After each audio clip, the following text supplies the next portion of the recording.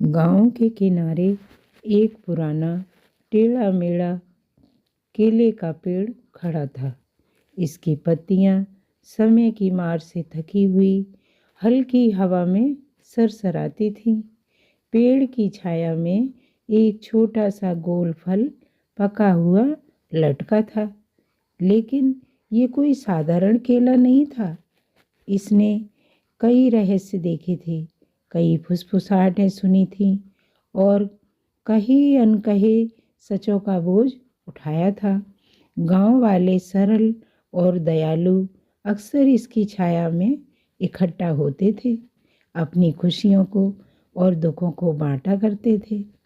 पेड़ अपने मौन स्थिति और प्रस्तुतिकरण के साथ उनकी भावनाओं, उनकी आशाओं और उनके डर को सोख लेता था। एक दिन एक युवा महिला अनिका गांव में आई।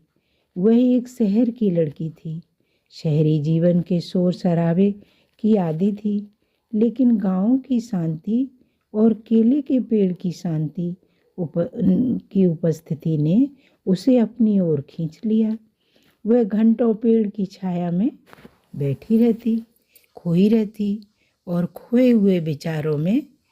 अनिका के पास एक रहस्य था, दर्दनाक रहस्य, जो वह किसी के साथ साझा नहीं कर सकती थी।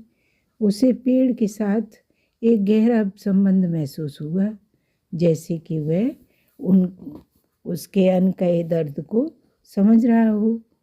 वह अपना दिल पेड़ के सामने खोल देती, अपने सबसे गहरे डर और इच्छाओं को बताती। पेड़ अपनी मौन तरीके से सुनता रहा। उसने कोई निर्णय नहीं दिया, कोई सलाह नहीं दी। उसने बस उसके शब्दों और उसके आंसू और उसकी हंसी को सोख लिया। जैसे जैसे अनिका का दिल भरने लगा, उसने मौन की शक्ति को महसूस किया। पेड़ ने उसे सिखाया था कि कभी कभी सबसे गहन संवाद शब्दों के बिना होते हैं। इस तरह पुराना केले का पेड़ गांव पर पहरा देता रहा, अपने लोगों के जीवन का मौन साक्षी बना रहा। ये शांति और समझ और मौन की स्थिति का स्थायी शक्ति का प्रतीक है।